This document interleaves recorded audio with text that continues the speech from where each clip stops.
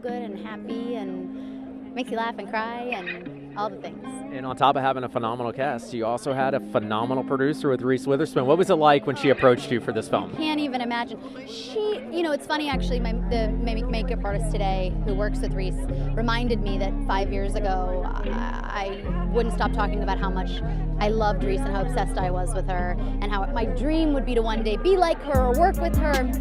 And actually a year after that, she tweeted that she saw a movie I did called Set It Up.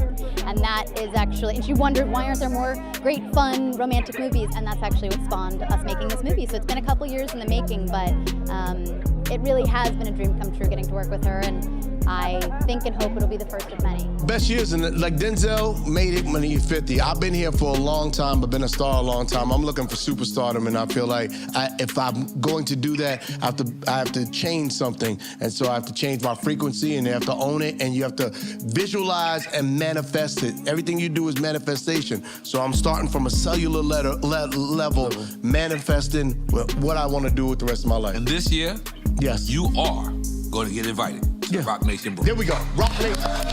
If not, I'm sneaking in, nigga. I'm sneaking in. And, so this is the closest to a Disney princess. And I feel like I'm living my dream. I am half fantasy and half reality. And I am endless in my ability to transform. And I'm also always in a constant state of journey. And I am married to the process. Accepting the good, the bad, the ugly, the things I can change, the things I can't change. It's just all me, and I'm not gonna get another me, so I'm just embracing it, and it's a process every day, saying wonderful things about myself, to myself, even things I don't believe, as long as it's wonderful, you know what I mean? Were you? This is such a rich subject for me right now. What you say about yourself and how you think about yourself is way more important and effective than what anybody else can say or think about you. So if you speak positively over yourself, and that's what I started doing. So my first big confession was an album I put out called Good Morning Gorgeous. I didn't believe I was gorgeous ever, but I had to say something I didn't believe, that was bigger than me. And then it began to manifest in my heart. My heart is gorgeous. My mind is gorgeous. I'm a beautiful person, So you have to believe that about yourself. Things. In one word only, how did a small town boy from Austria become one of the most famous people on earth? Dream. I was poor because I didn't have anything. I had no money, I had no things, we had no TV, we had no refrigerator, we had nothing as kids, but I was rich because I had a dream. I had a dream of becoming the greatest bodybuilder, and I had a dream to use bodybuilding as a means to get into films. But I had no idea that it would go as far as it did, that it would go beyond the body rolls, beyond the muscles, and then do movies like Terminator, Predator, End of Days and stuff like that. That was like, I had to kind of reinvent my dream. Obviously, like the singing, the acting, congratulations on the EP going #1. Thank you. Okay, how did that feel? Was that a moment for you? It was literally such a moment. I was so overwhelmed because people don't even know that I had edited on my vision board. I had edited a picture to make it look like my album had went #1. Like, this is just something that I would see on my lock screen all the time. And I'd photoshopped my picture into it and all the things. So when my manager called me, she was like, yeah, you're #1. I was like, well, what do you mean? What do you mean #1? Like, what? She was like, on the charts. I was like, so is that a glitch? Like, what do you?